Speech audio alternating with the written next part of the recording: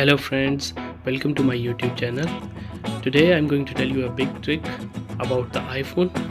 As all of you know that one of the biggest advantage of iOS over Android is that your iPhone seamlessly pairs with other Apple devices, including the MacBook, iPad and Apple Watch.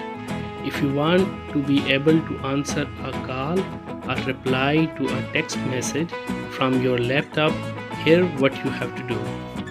Tap Settings, tap Phone or Messages, tap Allow calls on other devices or text message forwarding.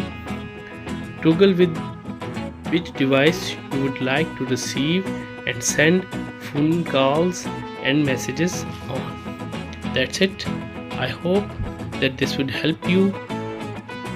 Please subscribe my channel and see you tomorrow. Bye bye. Thank you.